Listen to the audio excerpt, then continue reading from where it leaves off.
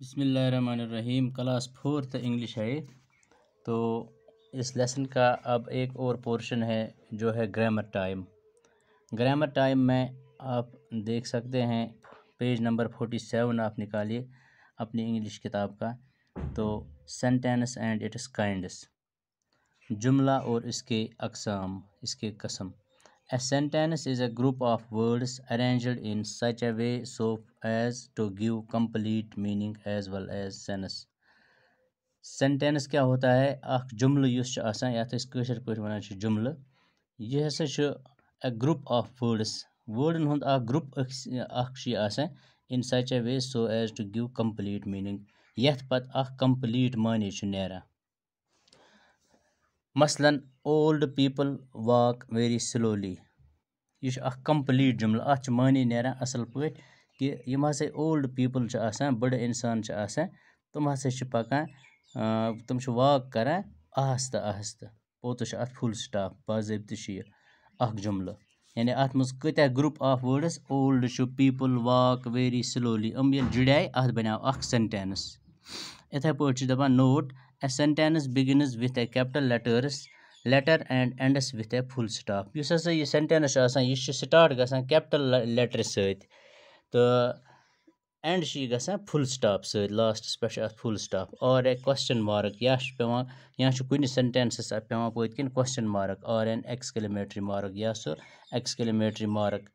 तो दपान let us learn about the kinds of sentence. दपान चलो हम देखते हैं कि काइंड्स ऑफ सेंटेंसेस क्या हैं, कितने हैं। There are 5 kinds of sentences and they are, 5 um kinds of sentences, तुम हसा यम। Number 1 assertive or declarative sentence, दोयम इंपरेटिव सेंटेंस, त्रेयम इंट्रोगेटिव सेंटेंस, चूरम ऑप्टिव सेंटेंस, तो और पूंचम एक्सक्लेमेटरी सेंटेंस।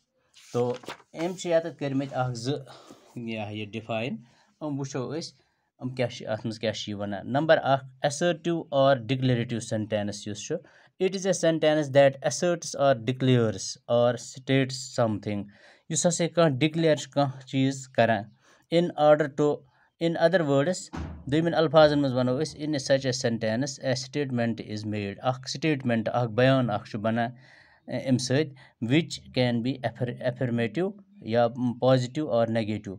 दपान सो सेंटेंस या पॉजिटिव या नेगेटिव। पॉजिटिव गो यत मज आकार आस, तो नेगेटिव गो यत मज इनकार आस। मसलन I always trust God, I always trust God, बह हसा हमेश खुदायस पे भरोस करान, यह पॉजिटिव यानी अत मज आकार। दोयम all that glitters is not gold, अत मज इनकार, तमाम चमकवन चीज सुन संदी कहीं, यानी यो तुम समझ पॉजिटिव तो नेगेटिवस मज क्या गसान।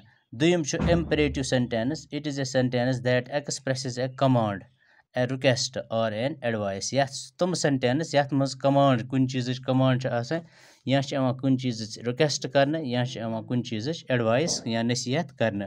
मसलन do as I tell you, कर ती यह बह वन, यानी अत मज यह कमांड, अत सेंटेंसस मज command.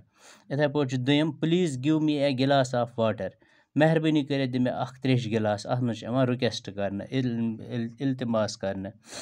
त्रेयम you should consult a good physician, ऐ पजी अख असल डॉक्टर रटन, अत मज एडवाइस करने यानी नसीहत अथ जुमलस मज करने। यानी इंपरेटिव सेंटेंस मज त्रे चीज, कमांड या रिक्वेस्ट या एडवाइस। दपान assertive and imperative sentences need full stop at the end, इन दुशवाइन असर्टिव तो इंपरेटिव, इन दुशवाइन क्या लास्टस पे हसा जरूरी full stop. We shall learn about other kinds of sentences in the next lesson. यम हसा बाकी रूद व अत जी हमित, तो हसा बाकी हसा परो इंशाल्लाह बिगिस लेसन मज। Now right in the brackets that what kind of sentences the following are, वुच और सेंटेंस दितमित, इमन बुत लेखुन कम कस्मिक सेंटेंस, असर्टिव किन इंपरेटिव, यम जी इत, या हे कह असर्टिव या हे कह इंपरेटिव। मसलन गोडनुक वुचो अख हामो बह तुम, बाकी करो तुम पत पाने, गो तुम homework. Nature is the best physician, nature is the best physician.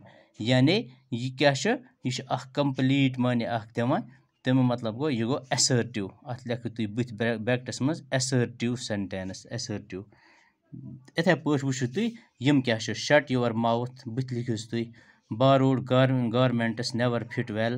Have mercy upon them. He does not attend school daily. We should speak the truth. You should learn by experience. Get out immediately. The rain came down suddenly. Walk slowly lest you should fall. यानी बाकी 8 करियो तुई पाने घर आराम सान वुचु तुई imperative छाकिन assertive कुन मज आस नसीहत कुन मज आस कमांड कुन मज आस यह डिक्लेरेशन तो आज गो युति इंशाल्लाह सुबह करो पत